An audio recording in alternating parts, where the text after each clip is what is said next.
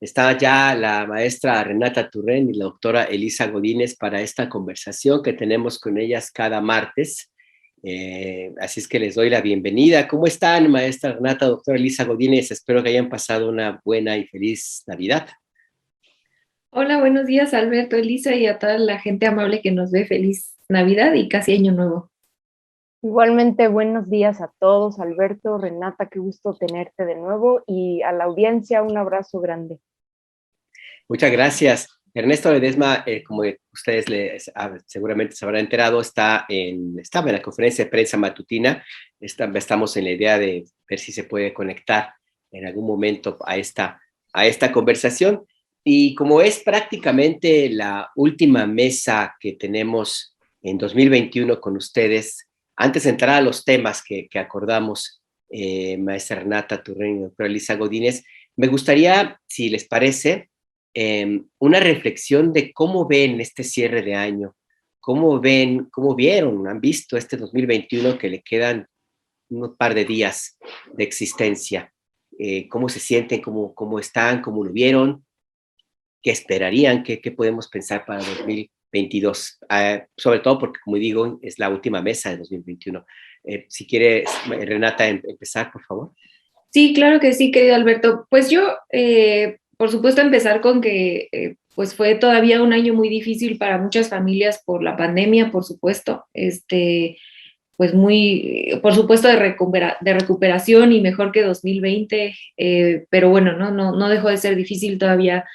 Tuvimos al principio de este año muchas muertes y hospitalizaciones. De hecho, la primera semana de este año fue la semana con más hospitalizaciones, ¿no? De toda la pandemia. Entonces, se siente como todavía muy lejos, pero recordar a toda la gente que ha pasado un año difícil por la pandemia, por la crisis. Además de eso, creo que hubo eventos muy relevantes, eventos positivos relevantes que marcan este año, sí difícil, pero donde se avanzó muchísimo. Creo que la recuperación, definitivamente la recuperación de empleos, la recuperación de la vida. Creo que este año pudimos recuperar parte de nuestra vida, por lo menos con algunas variaciones, pero por lo menos ver a nuestros seres queridos, nos vacunaron, pudimos convivir con gente a diferencia de 2020, ¿no? Y parece un año muy largo, pero por lo menos en mi caso fue algo como cuando estaba con mis seres queridos, pensaba que, vaya, no lo íbamos a poder hacer tan rápido, ¿no? Y eso es algo definitivamente que celebrar. Yo haría un pequeño resumen del resto del balance de este año, que fueron por supuesto las elecciones del 6 de junio, donde hubo resultados positivos para Morena en la República, acá en la Ciudad de México un poco más complicados, por supuesto.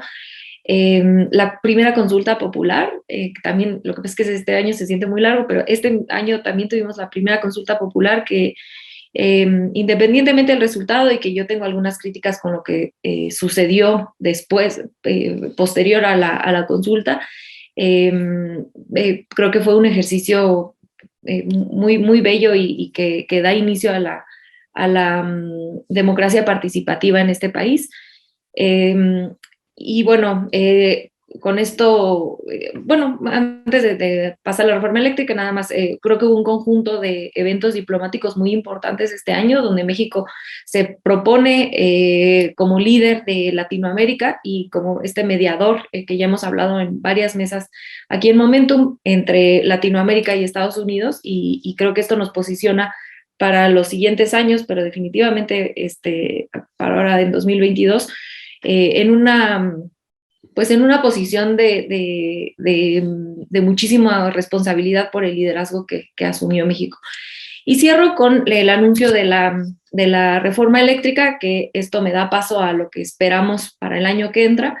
Creo que fue una iniciativa de reforma pues muy emocionante para muchos, ¿no? Creo que la nacionalización del litio, recuperar la rectoría del sector energético, es muy ambicioso, pero también muy emocionante para quienes creemos que en esta reforma, y eso sería para mí uno de los hitos más importantes que podríamos ver el año que entra. así en conjunto con, por supuesto, la revocación de mandato, que también ha tenido mucho, mucho que discutir acá por el actuar del INE y que sé que ahorita vamos a hablar un poco más al respecto, entonces por eso no me meto por allá. Perdón, el síndrome de pie de página. Doctora Lisa Godínez, su reflexión. Yo voy a coincidir muchísimo con lo que ha dicho Renata, realmente casi con todo, pero yo, a ver, diría lo siguiente, fue un año muy difícil al principio y creo que todavía no estamos del todo, digamos, no digo que no la hemos librado, pero sí ha sido un año muy difícil en términos de que la combinación funesta de la pandemia y los efectos económicos de esto pues todavía están causando estragos, ¿no? O sea, sí todavía hay, pues se resiente pues entre la sociedad y creo que eso es complicado, ¿no?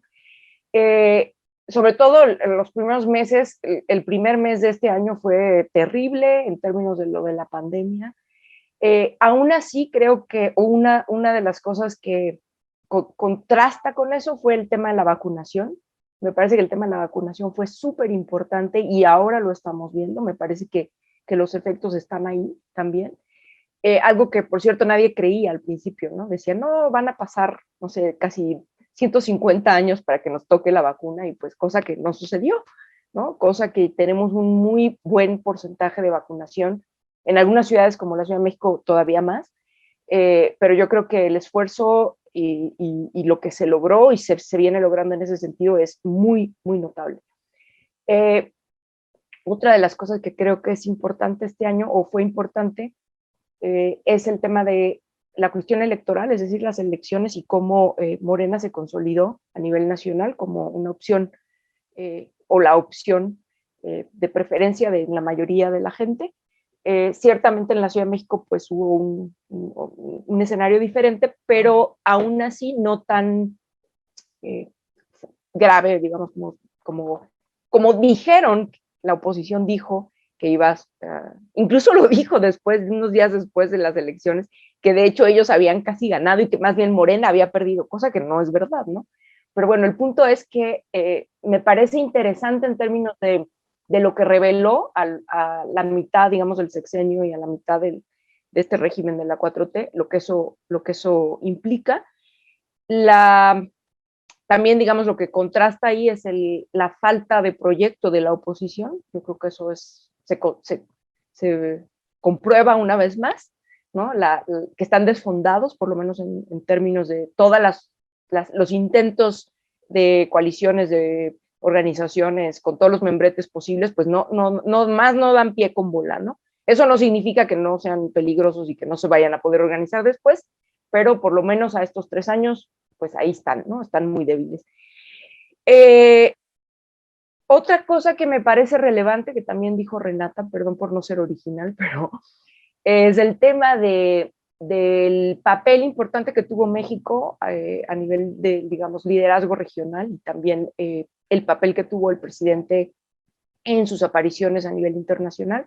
Yo creo que eso también es relevante en la medida en la que también es algo que se decía y se había repetido como que este presidente no miraba hacia afuera y que la 4T no tenía un proyecto, digamos, a nivel internacional y demás, cosa que pues igualmente se comprobó que no es verdad, pero además es interesante a la luz de lo que va cambiando en América Latina hoy por hoy, entonces bueno, veremos, espero que siga el papel importante, el liderazgo que ha tenido México en la región, y yo creo que eso fue también importante.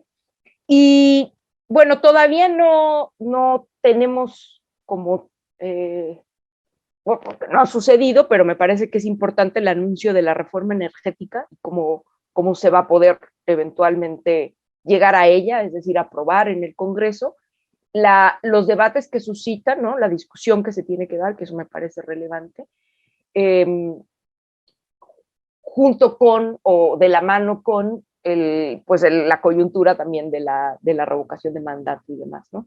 Creo que eso va perfilando un poco lo que van a ser los próximos meses y seguramente el resto del sexenio, no solo, pero va a ser importante, ¿no? Entonces, ese sería un poco un balance general. Muchas gracias, doctora Elisa Godínez, maestra Renata Turren. Creo que Ernesto Ledesma estaba en la conexión por audio. No sé si ya estás aquí, Ernesto. No, creo que todavía no se ha conectado. Estaba en la idea de que en su trayecto hacia ya el sitio donde tiene instalado su estudio para transmitir, pues se iba a conectar con nosotros para participar en esta mesa. En la conversación que se programó para el día de hoy y para este martes, es también una especie de balance, de hablar de quiénes son, a su juicio, Renata, doctora Elisa Godínez, maestra Renata Turrent, los personajes de 2021, para bien y para mal. Hay una lista importante de nombres, pero de lo que veo la coincidencia en la conversación que hubo en el chat que hay para organizar esta mesa, hay un nombre que me gustaría que empezáramos, si les parece la dinámica, que hablemos de las propuestas, de por qué, quién para bien y por qué, quién para mal.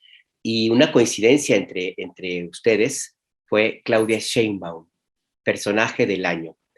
¿Por qué? Porque es parte de esta lista de las personas a destacar en este 2021, maestra Renata Turrenta. Sí, mi balance de la doctora Claudia Sheinbaum creo que recae un poco en que no tuvo un año sencillo, y creo que lo importante a analizar en el personaje, y por lo que yo consideré, y creo que coincidimos en el chat previo a esta mesa, en ella fue un poco porque el resurgimiento o la manera en la que emerge Claudia Sheinbaum después de un año complicado, creo que habla mucho de del temple de su carácter, ¿no? Entonces eso para mí fue muy importante. Por un lado. Y por el otro, creo que tiene un año con muchísimos logros, donde se empiezan donde siembra durante los primeros 3 años de su gestión muchísimo trabajo, y a finales de este año empieza a cosechar pues bastantes cosas, y ahorita entro un poco a eso, pero inicio con el año difícil. Tuvo el tema de la línea 12 del metro, y el tema de las elecciones del 6 de junio aquí en la Ciudad de México, ¿no? Que fueron 2 eventos muy juntos. Pasa lo de la línea del metro, me parece que en mayo, principios de mayo, no tengo la fecha aquí, discúlpenme, pero luego era justo antes de las elecciones, ¿no? Me parece un mes antes de las elecciones. Y después las elecciones donde, pues son unas elecciones aquí en la Ciudad de México donde se pierde muchísimas alcaldías, y donde pues su gestión pareciera que pudiera llegar a convertirse en algo mucho más complejo. Digo, eso todavía lo veremos, ¿no? Pero bueno, son 2 eventos muy importantes a la mitad de este año, que pareciera que pudieran tumbar a cualquier político, ¿no? Y ella creo que sabe tomar el toro por los cuernos en ambas situaciones de manera espectacular, me atrevo a decir, y creo que lo habla con transparencia, habla de los errores tanto del 6 de junio como la manera en la que se va a llevar el tema de la línea 12, y sigue con su gestión. Y con esto paso a la segunda parte, por la cual considero que es uno de los personajes más relevantes del año. Sigue con esta disciplina que la caracteriza, donde ella se dedica a gobernar, ni se mete en grillas, ni se mete en estos pleitos que ahora hemos visto, que si Monreal se mete con Cuitláhuac García y que si Ebrard lo apoya y no. Ella como que ha sido muy disciplinada en que a ella el pueblo la eligió para ser jefa de gobierno de la Ciudad de México, y ella hace un trabajo, creo, bastante positivo, y los números de popularidad la respaldan.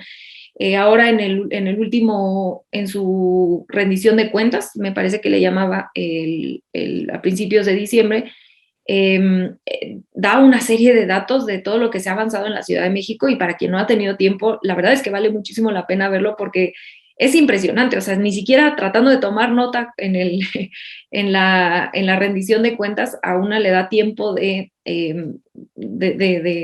darse pues sí, como de poder dimensionar todo lo que se ha avanzado, sobre todo viniendo de un sexenio como el de Mancera, donde hubo una robadera tremenda.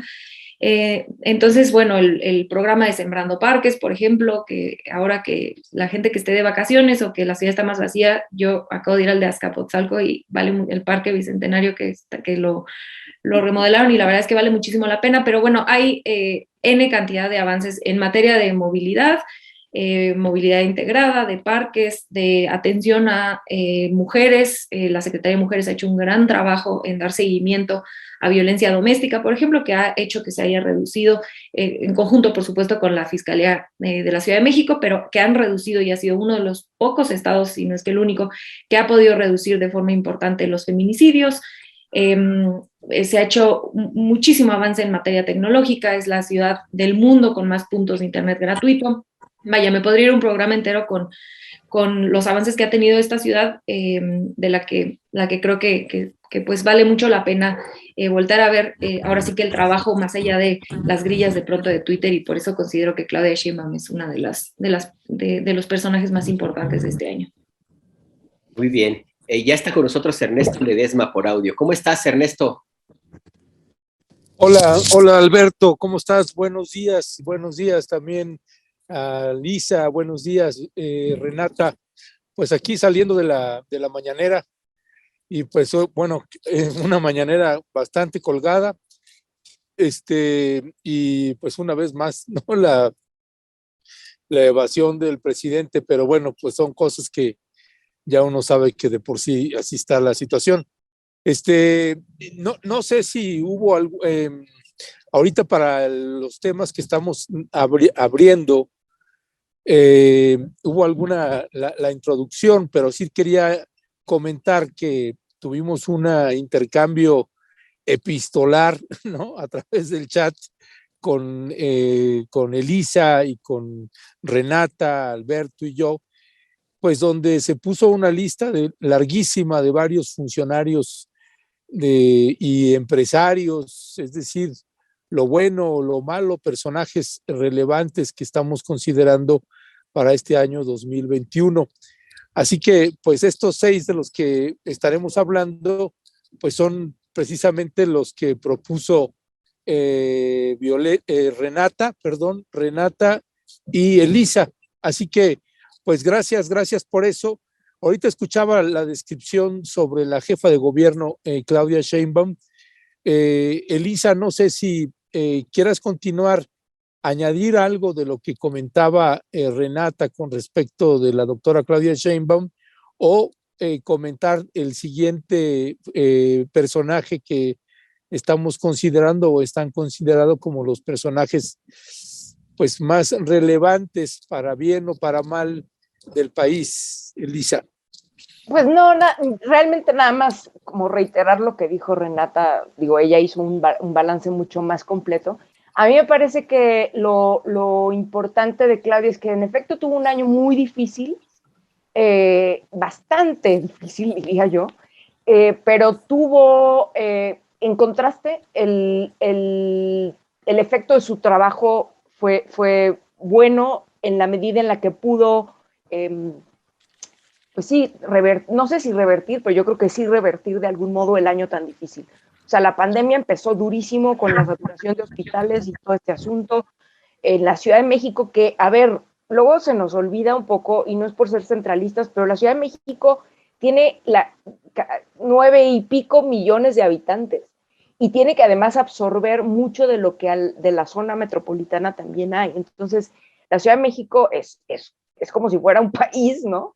Es muy grande y gobernar esta ciudad no es fácil. Entonces, me parece que el tema de la vacunación lo hizo bien, y me parece también que sus logros en términos de, a ver, ser eficaz como jefa de gobierno, y a mí me parece muy impresionante que invierta en proyectos de infraestructura, sobre todo el tema de la movilidad, y sobre todo movilidad que está situada para gente que vive, que son muchos millones, son muchos miles, en las zonas más alejadas de la ciudad.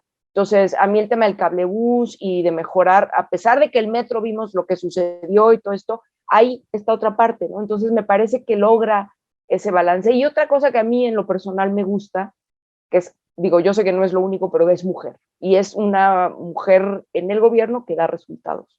Entonces, ahí lo dejaría yo. El siguiente personaje que está en la lista, Ernesto, Renata, Elisa, es Marcelo Ebrard. No sé si quieras tú comentar algo sobre Claudia, Ernesto, o ya le damos con el canciller. Sí, yo creo que vamos ya con el canciller. Adelante, Alberto, pues, por favor. Sí. Renata, tu evaluación sobre el canciller. Sí, creo que el canciller también ha hecho, no cabe duda que el trabajo que ha hecho con las vacunas es fantástico, ¿no? Eso no creo que se le deba, como bien decía Elisa hace ratito, ¿no? Al principio de la pandemia decían que hacían sus cuentas de que si nos vacunábamos a ese ritmo íbamos a acabar vacunándonos en 2100 o no me acuerdo qué tonterías decía la oposición, pero bueno, o sea, al final de cuentas, la verdad es que el canciller empujó por hacer todos estos contratos con diferentes farmacéuticas para tener un portafolio de vacunas mucho más amplio y que esto nos permitiera pues, poder vacunar a una población que no es menor, ¿no? Somos uno de los países más poblados del mundo.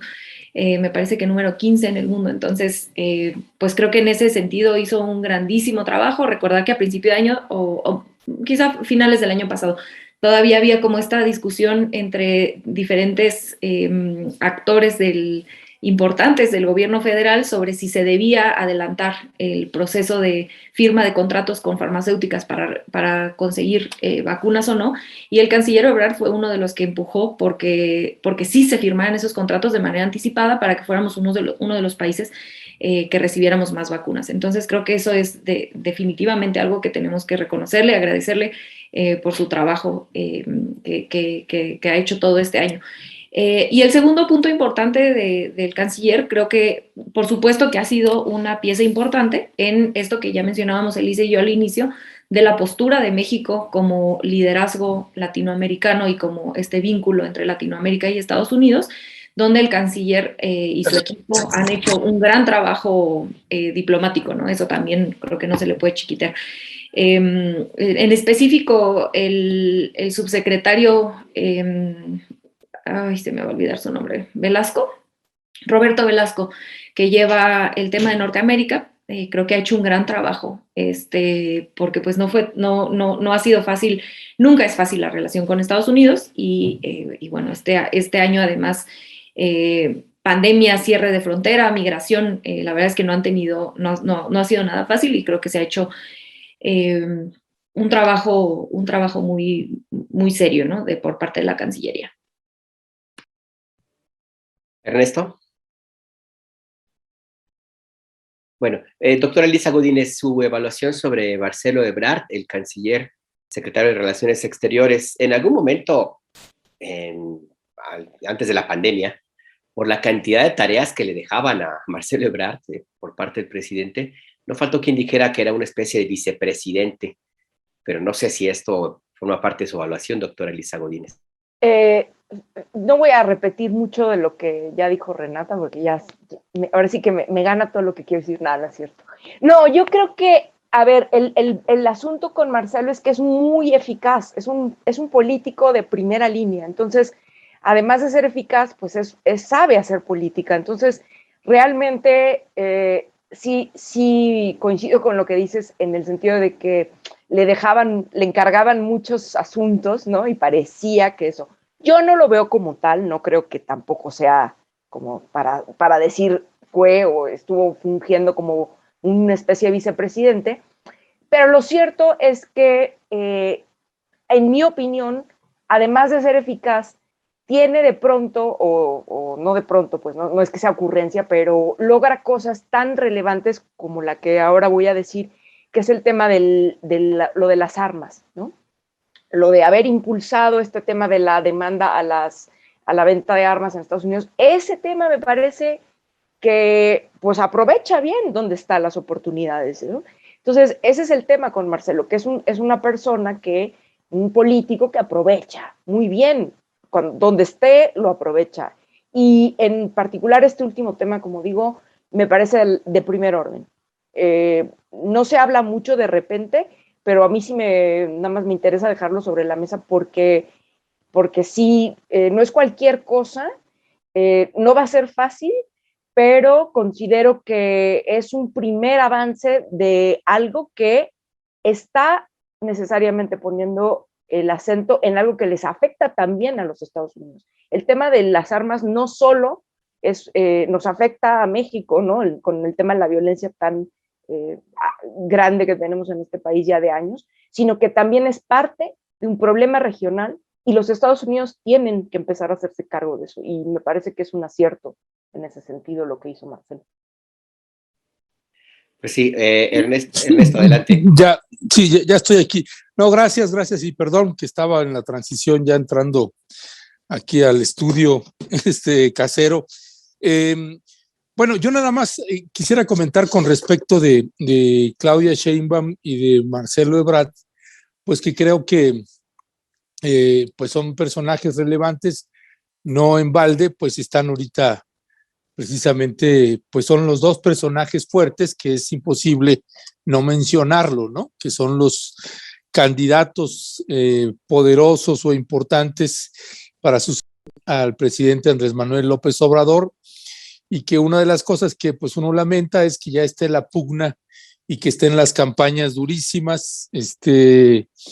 Incluso ayer estaba viendo ahí unos hashtags, ¿no? Y unos tweets que se están ahí replicando de varios funcionarios, incluyendo al presidente de Morena, Mario Delgado, que están promoviendo a Marcelo Ebrard, y algunos funcionarios están replicando un mismo tweet, aduciendo que hay una campaña de la gente de Claudia Sheinbaum, y que me parece que esas son como de las cosas que no, pues que es lamentable que estén ya metidos en eso. Estamos en el 2021, ¿no? Falta todo 2022, todo 2023, todo lo que puede pasar, y que ojalá que pues más bien se enfoquen en lo que tienen que enfocarse y dejen de estar en esas campañas que me parece que son lamentables en ese sentido. Y no sé si pasamos al siguiente personaje, y no sé si invertimos ahora el orden y que empiece Elisa. Perdón, Alberto, que no tengo aquí la lista, así que no sé quién es el personaje que sigue. Pues es Rocío Nale. Así es que yo, la verdad, tengo, sí, la decisión de ustedes, habrá que ver por qué Rocío Nale. Yo tengo mis dudas. El tema el tema energético, pues hay mucho de qué hablar, y el principal logro de ello es la refinería Dos Bocas. No acabo de entender por qué la idea de sustituir o de eliminar la exportación de petróleo, que implica ingresos frescos a las arcas del gobierno de la República, y utilizar el crudo para producir gasolina. No tengo el dato de si la ganancia que habría por dejar de comprar gasolina es la misma que se tendría por vender el petróleo, pero bueno, porque sería la lógica. Pero doctora Elisa Godínez, ¿por qué Rocío Nale? Bueno, en lo personal, la verdad es que tampoco soy tan atenta y seguidora de todas y cada una, digamos, de sus decisiones y apariciones. Yo creo que lo relevante de ella es que justo parecía como un personaje un poco más gris, y este año tuvo una presencia mucho más evidente, mucho más clara y mucho más protagónica por el tema mismo, ¿no? Por el tema que la cartera que le toca, que es el tema de energía, y que creo que corresponde este protagonismo precisamente con el hecho de que se está poniendo sobre la mesa este tema de manera cada vez más evidente por la cercanía, digamos, de que se termine de construir la refinería, la compra, por cierto, también de la refinería Deer Park, se llama, me parece, ese negocio que igualmente fue como así un poco sorpresivo para mucha gente, y que resultó pues en algo que entiendo, yo no, repito que yo no soy experta en los temas de energía, pero entiendo que fue importante porque aunque México ya tenía esa parte, compró la de Shell, ¿no? Y ahora México tiene la posibilidad de tener mayor infraestructura precisamente para este plan de no tanto vender o exportar el petróleo, sino refinar y utilizar el que hay para consumo interno, ¿no? Porque, bueno, López Obrador ha sido en eso claro, que es, él quisiera, así lo dijo el otro día en la mañana, yo que más quisiera que ya no utilizáramos combustibles fósiles, pero el tema es que todo el mundo lo sigue usando y en ese sentido no se trata de, a ver, ya no se puede echar para atrás lo que se hizo con la reforma energética de hace unos años, que prácticamente era desmantelar Pemex y entregar la industria petrolera a manos extranjeras, pero tratar de algún modo de ir revirtiendo eso, y eso implica pues cuidar los recursos de petróleo de México, y va de la mano también con el tema de la soberanía nacional en términos energéticos, ¿no? También con lo que vamos a ver, espero, con la reforma eléctrica. Pero creo que ese es el asunto de Rocío en lo personal, ¿no? Yo la verdad es que, digamos, no tengo una opinión ni buena ni mala, ¿no? Me parece que sobre todo este año se vio más y bueno, creo que lo hizo bien. Ya, pues gracias, Elisa. Pues es lo mismo, mi querida Renata, y además yo también coincido en cierta manera con Alberto Nájar. Rocío Nale no necesariamente me parece, no solamente en este año, de hecho en este sexenio no la considero como un personaje relevante. Pero bueno, pues también, ¿por qué? ¿Por qué Rocío Nale sería uno de los personajes relevantes para este año 2021? Pues ahora sí que me toca defender porque yo la propuse a ella como una de las tres. Y yo sí la considero, yo tengo dos razones además, aunada a la que menciona Elisa, ¿no? Creo que la compra de esta, ay, que no voy a poder decir el nombre de la refinería de gringa, pero bueno, creo que aunado a lo que ya menciona Elisa, yo tengo dos cosas por las cuales yo le tengo mucha admiración a la secretaria Nale y por lo que sí creo que hizo la lista esta de los tres personajes. El primero creo que es una de las pocas funcionarias públicas, funcionarias y funcionarios, que hace trabajo pedagógico y argumentativo en medios de comunicación. Creo que muchos de los funcionarios, dado la configuración de los medios de comunicación, donde ahora sí que cualquier cosa que diga algún funcionario de la 4T será usado en tu contra y tergiversado y será puesto una y otra vez para atacar al gobierno. Entonces, muchos de los perfiles específicamente del gabinete de López Obrador han decidido por ser como muy institucionales, no meterse a medios, no meterse ni siquiera a argumentar por el proyecto de nación, y creo que Rocío Nale sí lo hace y lo ha hecho en específico este año. No sé si recuerdan esta entrevista que tuvo en tercer grado, donde parecía que estaba en un interrogatorio de la CIA, donde todos estaban, además casi puros hombres, sentados alrededor de ella, haciéndoles preguntas, y les dio una, es que no sé si revolcada es inapropiado, pero bueno, les dio una revolcada tremenda a todos, ¿no? Con datos, cayó a Zuckerman, a Genaro Lozano, a todos, ¿no? Haciendo un trabajo pedagógico muy importante, ¿no? Porque no, es un tema que no es fácil de entender para quienes no somos expertos en el tema, y que ella lo ha hecho accesible para la gente, ¿no? Y ha podido explicar por qué es parte fundamental del proyecto de nación de López Obrador, y en específico por qué esto le conviene a los y las mexicanas. Entonces creo que eso a mí, yo es algo que le tengo admiración a los funcionarios que sí se avientan a decir, pues yo soy parte de este proyecto y lo defiendo por ABC, y por esto es que soy uno de los secretarios de Estado, y creo que ella lo hace bien, y en específico este año ha hecho un gran trabajo. Y la segunda es quizá un poco más obvia, pero creo que no es menor para las mujeres que hemos estado en lugares de hombres o en industrias dominadas por hombres. Creo que no es menor ser una secretaria de Estado en esta industria tan masculinizada y poder hacer un trabajo muy bueno y quitarse digo, yo sé que hay diferencias fuertes ideológicas con la secretaria por parte de muchos sectores, tanto de derecha como de izquierda, pero creo que ha sabido, como mujer en esta industria, salirse de estas distracciones que suelen o solemos tener las mujeres dentro de industrias masculinizadas, como por ejemplo cómo se viste, cómo habla, que si es todas estas cosas que le hacen a las mujeres que incomodan. Ella se ha sabido salir muy bien de todas estas trampas del machismo y ha podido, creo yo, hacer un buen trabajo técnico y político dentro de la Secretaría de Energía. Espero que los haya Sí, convencido. Ay. vale. Pues no, hay razones, por supuesto, para reconocer el trabajo de Rocío Nale.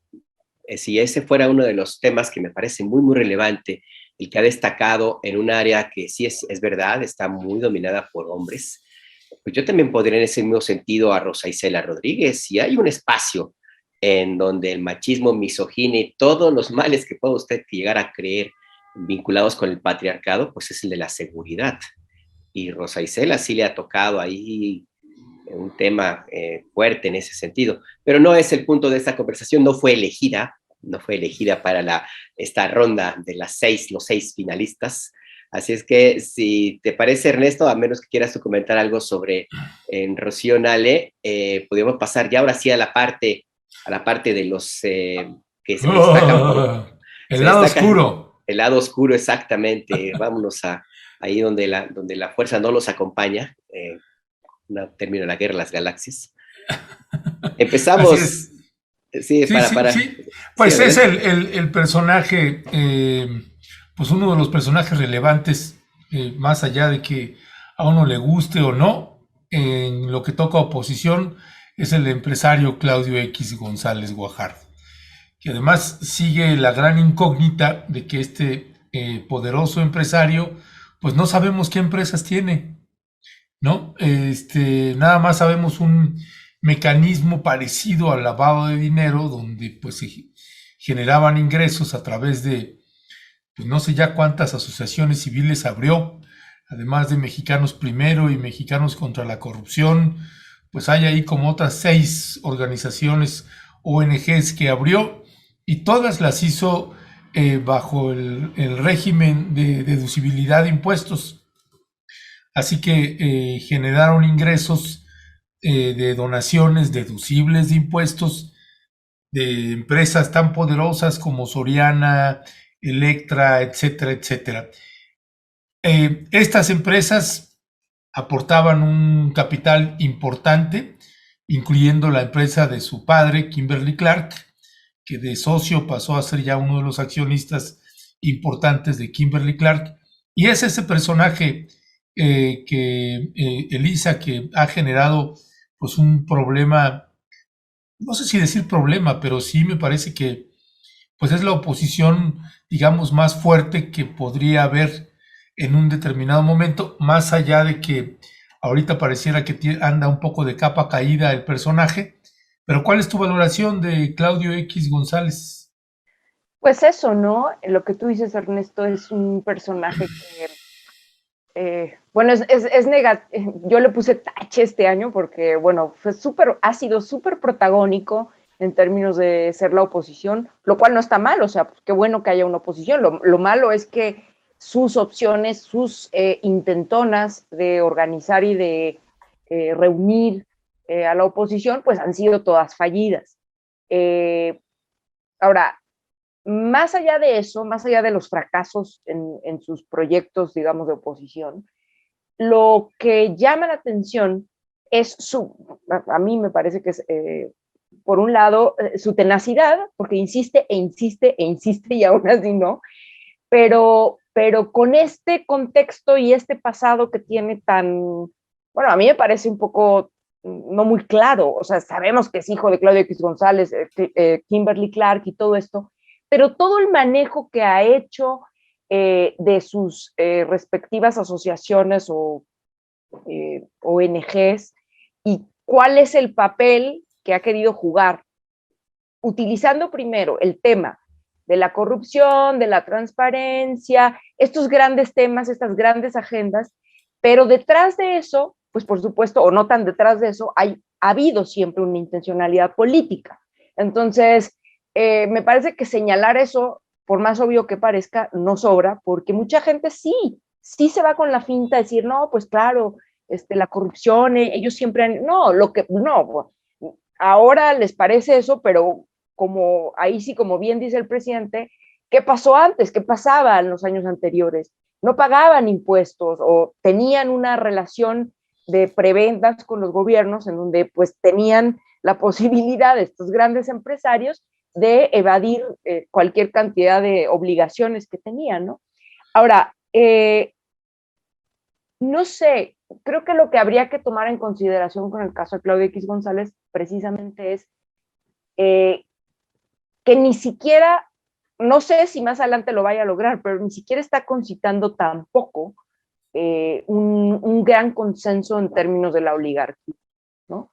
Hay una parte de los oligarcas de este país que más bien han decidido pues trabajar con el gobierno, como lo decía Alberto hace rato hablando del tema de Slim. Pues él y otros empresarios han decidido, bueno, pues que tienen que trabajar con el gobierno y tienen que, digamos, atenerse a las condiciones que hay hoy, como se atenían a las que había en sexenios anteriores.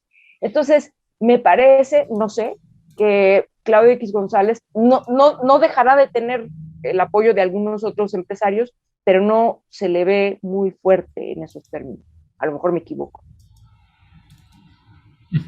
Pues no sé qué pienses, Renata. Bueno, definitivamente de acuerdo con el balance de X González. A mí sí me parece uno de los personajes. Ahorita el que sigue es todavía peor, creo, o no sé si ese lo vamos a dejar al final para cerrar el programa, pero sí me parece uno de los personajes más, la forma de hacer política me parece de lo más cínico, horrible que tenemos en la política mexicana.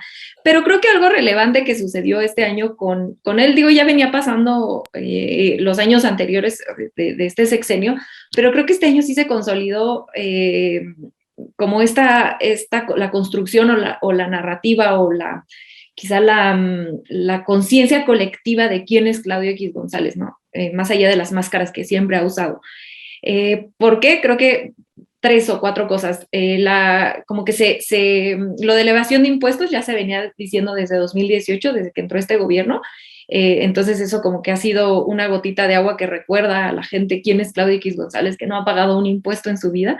Pero también me parece que este año fue que salió a colación quién financia sus ONGs y los posibles conflictos que existen o las implicaciones que tienen quién está financiando estas ONGs, como ya bien decía Elisa, y por lo tanto, qué línea política tienen sus investigaciones. No sé si se acuerdan, y esto sí es previo a este año, me parece que fue en 2020 o 2019, que justamente Mexicanos contra la Corrupción sacó pues como si Jóvenes Construyendo el Futuro fuera todo un fracaso y según ellos una investigación tremenda donde pues buscaban cosas en Google que tú mismo podías refutar, ¿no? Entonces fue una investigación de verdad pobre y que pues que es como muy emblemática o cristaliza, materializa mucho la manera en la que hace sus investigaciones, que más que investigaciones son pues líneas políticas, ¿no? Entonces creo que en este sentido nos hemos podido dar cuenta, Claudio X González poco a poco se ha ido desnudando y creo que la población se ha dado cuenta de quién es, lo que me lleva a pensar que me suena difícil o me parecería difícil que él continuara con esas aspiraciones políticas que seguramente tiene, pero que siempre ha escondido, porque sí creo que ha sido muy desprestigiado por esta lista que yo considero. Pero que sí creo que ha sido el único que ha podido más o menos articular a la oposición, ¿no? Él es uno de los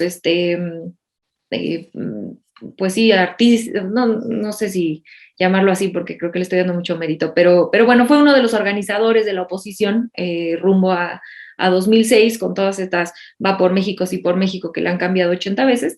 Y bueno, creo que eso sí es algo que ha sabido hacer bien a favor de la oposición.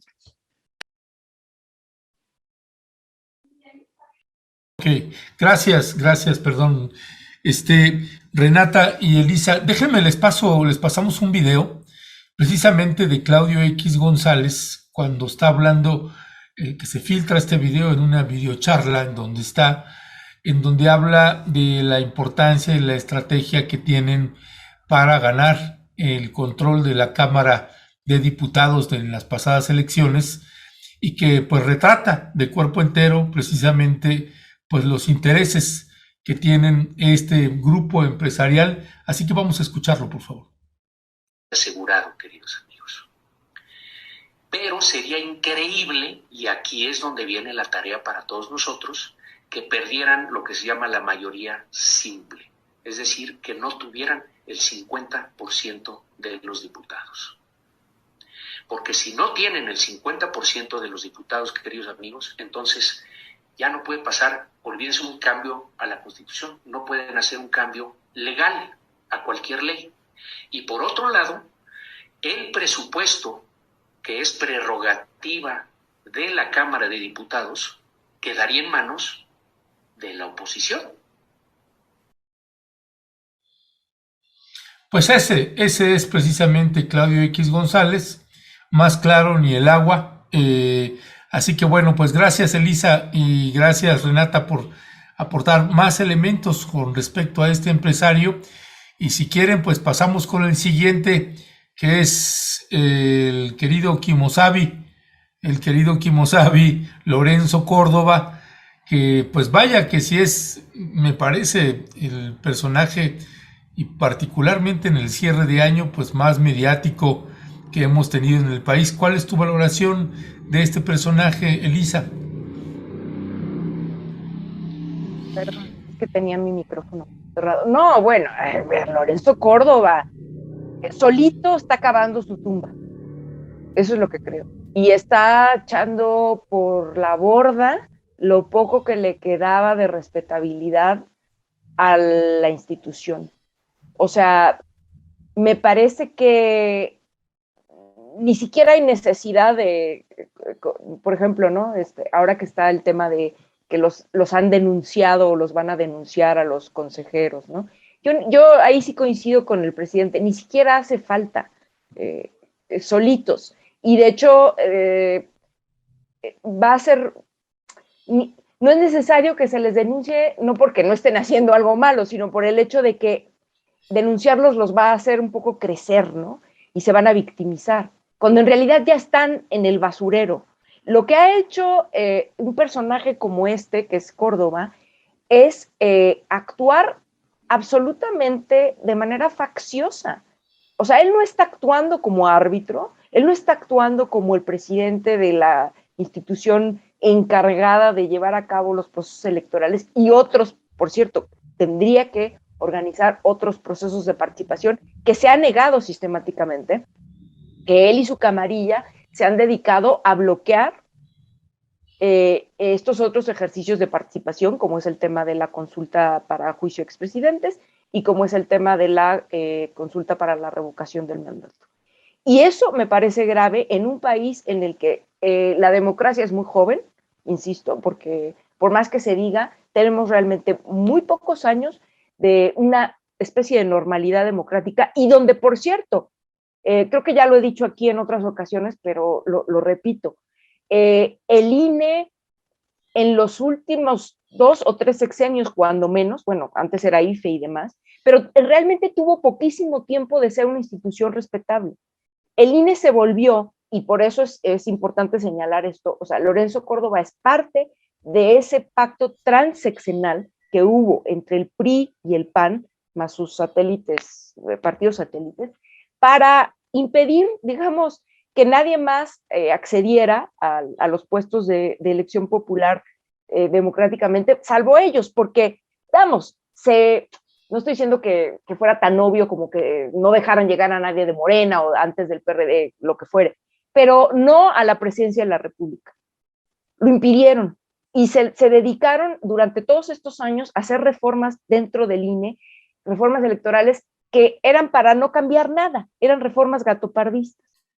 Y en el 2018 se ganó a pesar de ellos y no gracias a ellos. Y que entonces ahora Lorenzo Córdoba actúe como una jefe de facción de la oposición, me parece que lo coloca como uno de los personajes más funestos del año. ¿Pero es nada más Lorenzo Córdoba o es el conjunto de estos consejeros que han demostrado ser no el árbitro, sino un actor político más en la oposición? Y a Lorenzo Córdoba, Renata, pues le toca ser como el vocero. ¿Cómo ves? Sí, sí, totalmente de acuerdo. Creo que se nos olvida Ciro Murayama, que además de todo es más, con todo respeto, o sea, creo que Lorenzo Córdoba por lo menos es un poco más sofisticado en la manera en la que hace política, ¿no?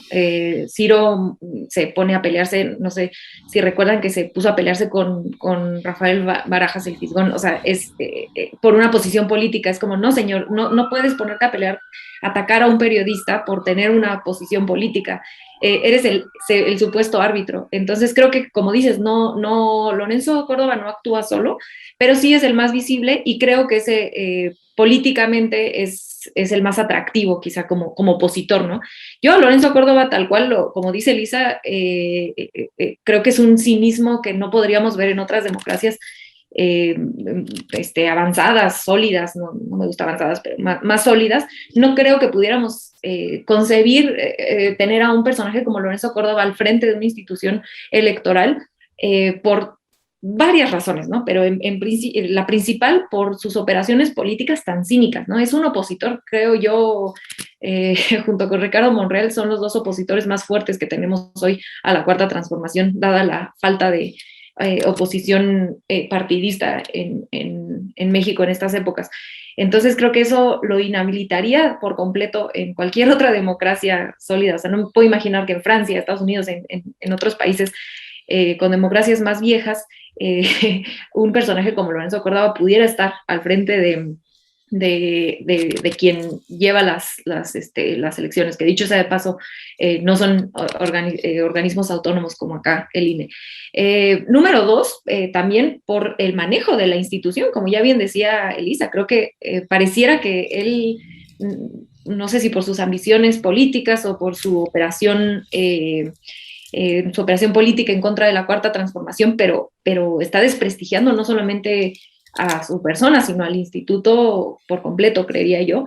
Y no solamente por este manejo político, sino creo que también el manejo institucional, tener esto que no sabíamos o que no se había socializado tanto, de que el INE es una de las instituciones más onerosas del mundo, de las instituciones electorales más onerosas del mundo, y ni siquiera cumple con sus objetivos, ¿no? Porque uno de sus objetivos es profundizar la democracia, y ni siquiera eso lo hacen porque están obstaculizando, como ya bien decía Elisa, procesos de participación democrática, como fue la consulta popular este año y claramente toda la operación que estaban haciendo para echar para atrás la revocación de mandato.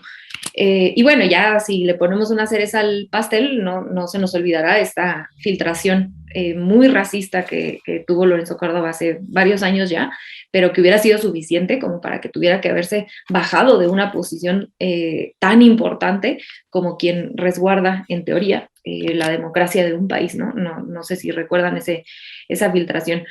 Y nada más para terminar, creo que yo sí cerraría, bueno, sí, coincido con Elisa que la denuncia penal fue un error político tremendo porque se victimizan, permite que salgan la barra de abogados de México salió ayer a defenderlos, incluso el comunicado del INE con todos los consejeros, incluyendo a quienes votaron, que votaron en contra o que fueron en contra de Lorenzo Córdoba y sus aliados, pues sí salieron a decir, bueno, la denuncia penal es un error, es una exageración. Entonces creo que fue un error político de primaria que se hizo, porque justamente los permite que ellos salgan bien parados o por lo menos se puedan defender de esto que fue de verdad cínico y con esto creo que cierro que fue lo más desagradable, bueno, de verdad penoso ver la operación que hizo el INE en contra de la revocación de mandato. O sea, fue un cinismo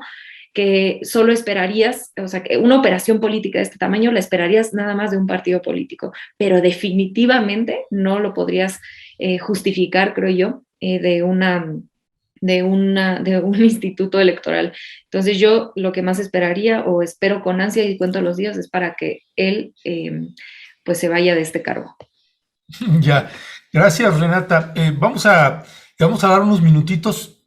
Ahí te pido, Cristian, si puedes avisar que vamos a entrar unos 10 minutitos tarde para poder entrar con el último punto, y que pues tiene que ver con nada más y nada menos que Samuel García y su señora esposa, que vaya que se han dado mucho de qué hablar, mi querida Renata, mi querida Elisa.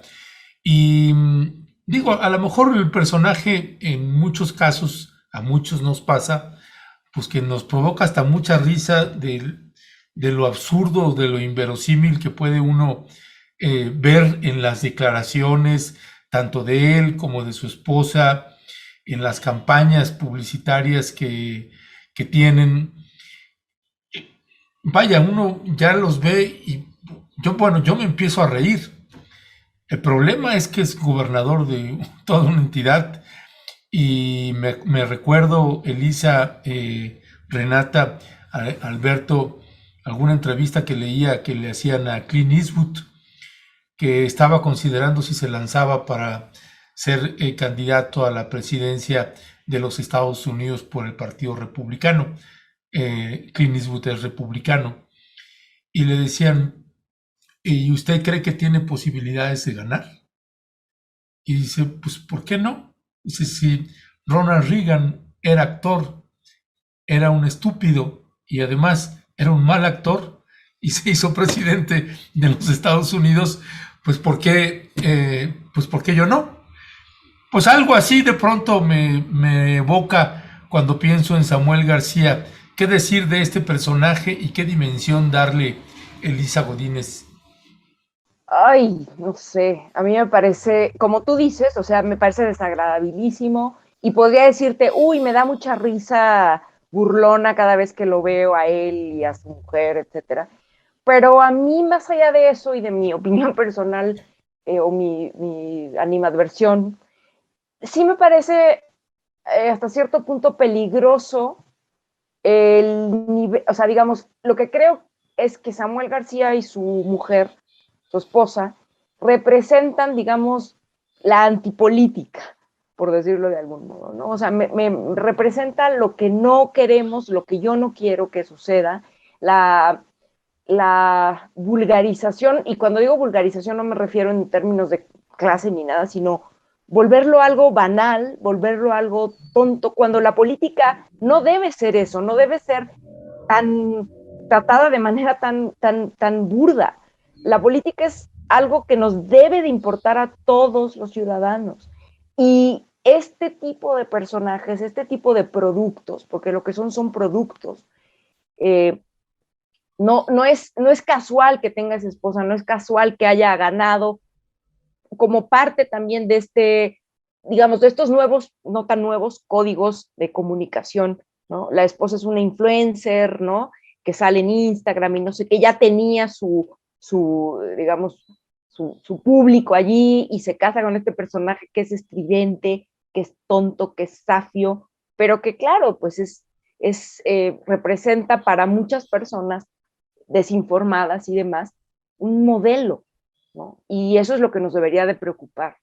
Y por otro lado, no me voy a meter mucho en eso, pero bueno, el papel de un partido como Movimiento Ciudadano, que se las da de ser y de enarbolar, digamos, en contraste, por ejemplo, con Morena o con otros partidos, pero sobre todo con Morena, se presenta como de avanzada, como progresista, como no sé qué, ¿no?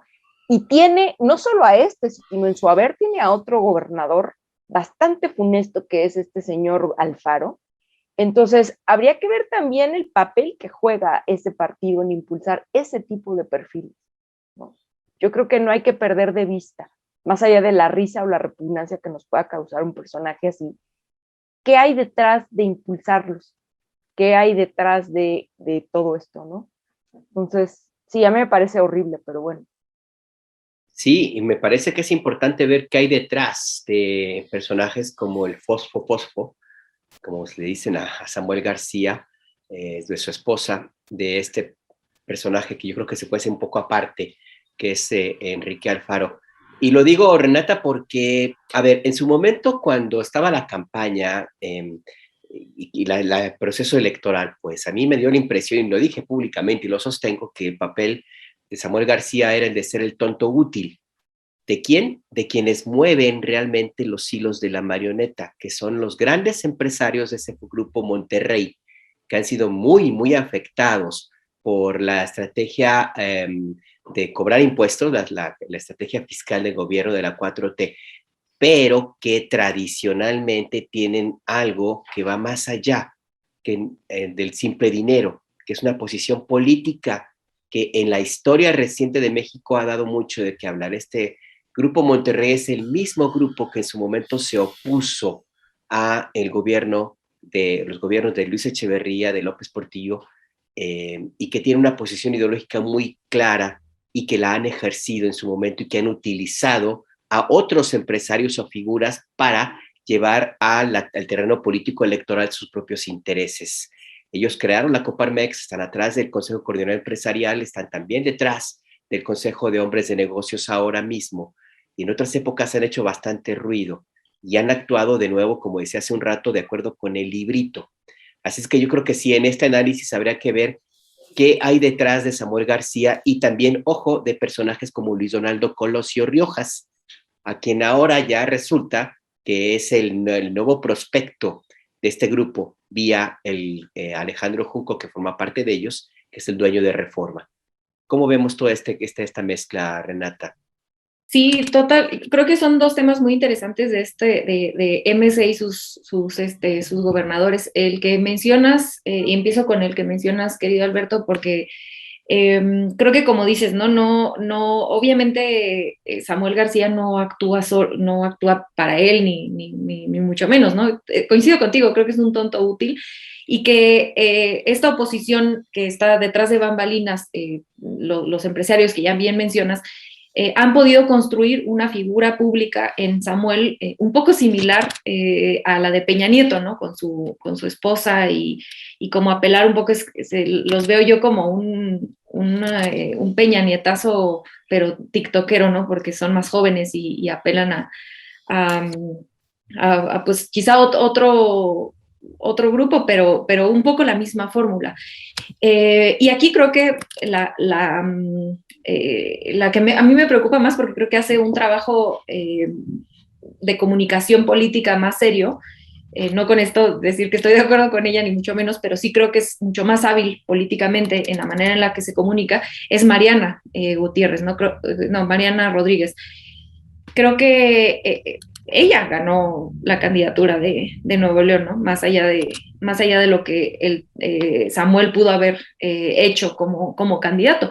Y creo que ella sabe apelar a este aspiracionismo de cierta clase media, que lo hace bastante bien, como ya decía Elisa, ¿no? Siendo esta influencer, que abre en redes sociales su vida personal, según esto, etcétera, ¿no? Entonces, apela a una clase social muy conservadora, que hablan, bueno, se casaron, tuvieron hijos, lo que más esperan es tener hijos, siempre vistiéndose a la perfección, en estos eventos según esto, de cortarse el pelo y donar cosas y salvar gente, ¿no? Como muy, vaya, una construcción de dos personajes ficticios que a mí me dan hasta escalofríos, ¿no? Más que risa. Eso por un lado, pero creo que como ya decía Elisa y tú mencionabas también, creo que aquí el tema de fondo es cómo MC, el Movimiento Ciudadano, ha sabido construir poder, porque al final de cuentas podría acabar con más gobernadores que el PRI, ¿no? El siguiente año que se disputan varias gubernaturas, podrían acabar teniendo, pues tienen dos ahorita, ¿no? Y quizá el PRI para finales del sexenio acabe con pues uno, si bien le va. Entonces, han sabido construir poder sin cargar, como ya decía Elisa, con la manera de gobernar específicamente de Alfaro, ¿no? Pero también de Samuel García. Alfaro es un loco. Alfaro reprime a las manifestantes. Recordemos que se llevó a jóvenes a una cárcel y no sabíamos dónde estaban esos jóvenes. Ayer amenazó, ya tiene esta denuncia contra el periodista. Vaya, Ricardo Ravelo. Ajá, exactamente, a Ravelo. O sea, hasta ver cómo reaccionó cuando le hacen la pregunta, da escalofríos de ver a un personaje como Alfaro. Entonces creo que MC ha sabido construir este poder con estos personajes innombrables y al mismo tiempo poderse deslindar de esas acciones y construir esta narrativa como si fueran esta opción de la sociedad civil un poco más apartidista, donde sí tienen poder, han gobernado como unos, por lo menos en Jalisco, como unos represores del viejo PRI. Pues sí, además hay que poner atención también en varios detalles, como bien señalas, Renata y también Elisa, estos comentarios que también aportaba Alberto Nájar, porque hay que darle un poquito de rewinder también, si nos vamos pensando en la elección pasada, pues el Bronco, pues era candidato, ¿no? También de Nuevo León, un personaje casi surrealista, pues de pronto contendiendo para la presidencia de la República y hablando en un debate de cortar las manos, ¿no? A los ladrones, y vaya que tendría que haber salido amputado de ambas manos al dejar la gobernatura. Pues bueno, este tipo de personajes, tenemos elecciones como la de Morelos, donde pues Cuauhtémoc Blanco se hace gobernador, ¿no?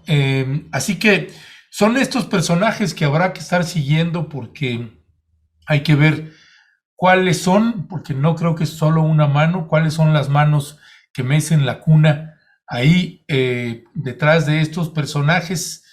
Vamos a ver si siguen intentando hacer crecer también a este otro joven, el hijo de Luis Donaldo Colosio, Luis Donaldo Colosio Jr., pues vamos a ver si lo van a seguir haciendo crecer, pero son elementos que habría que seguirle la pista. Y ya nada más para despedir, yo nada más quería comentar también de personajes que me parece que aún con un papel discreto, muy, muy discreto, y que precisamente por eso celebro, pues es la esposa del presidente, Andrés Manuel López Obrador, que si bien no es ninguna funcionaria, pues sí agradece uno el papel que ha tenido, y escucharla y verla en la CELAC, también en el discurso que dio, pues nos dio pistas de ese personaje, que además se ve que quiere muchísimo al presidente, y una mujer muy pertinente, muy discreta, que creo que son de las cosas que no habíamos tenido en la presidencia de la República, una mujer que no aceptó ser primera dama, ¿no? Y que sigue su camino académico, de historiadora, y que son de esos personajes discretos que no se ven, pero que también ahí están y están jugando un papel importante. Nada más quería añadir eso para no cerrar con Samuel García y Claudio X González, por favor. No, un comentario para despedir, mi querida Elisa Godínez. Esta es nuestra última mesa del año 2021, así que ¿con qué te gustaría cerrar? Un minuto para despedir. Rápidamente, yo nada más quiero cerrar con, agradecerles a ustedes el espacio, a mi querida Renata, compartir la mesa. Para mí es una gozadera, yo disfruto muchísimo estar aquí siempre, pero sobre todo disfruto, la posibilidad de conversar con la gente, la posibilidad de leer lo que dicen y pues continuar las conversaciones, que no se queden aquí en la mesa, sino que puedan seguir ya sea en redes o demás. Y eso sobre todo, agradecerles y desearles un 2022 excelente, maravilloso, lleno de cosas buenas a ustedes, a la audiencia, a Renata, y pues nada, un abrazo. Renata. Ay, pues yo también nada más sumarme al agradecimiento, para mí es una gozadera acá, aprendo, acabo cansada de pensar porque nos ponen a pensar ambos, es de verdad un placer estar con ustedes tres todos los martes, les agradezco muchísimo el espacio porque creo que hay pocos espacios donde se puede profundizar como en este, entonces pues para mí ha sido un año bellísimo en gran parte por esta mesa donde comparto con tres personas brillantes que admiro muchísimo. Amiga querida, queridos periodistas, amigos, de verdad, muchísimas gracias y sobre todo a la audiencia que siempre está muy atenta, comentando. Aquí tratamos, Elise y yo, siempre de comentar de regreso en el chat, pero bueno, es un grandísimo placer leerlos y les agradecemos que nos vean, nos escuchen y pues les mandamos lo mejor para el año que entra. Muchas gracias por el espacio. Pues gracias a ustedes y a la manera de los chavos. Vaya, pues, muchas gracias. Gracias, Renata, Elisa. El placer es nuestro, créanos. Muchas, muchas gracias. Un abrazote, cuídense mucho. Igualmente, adiós, adiós. Feliz año. Chao, Chao, chao. chao.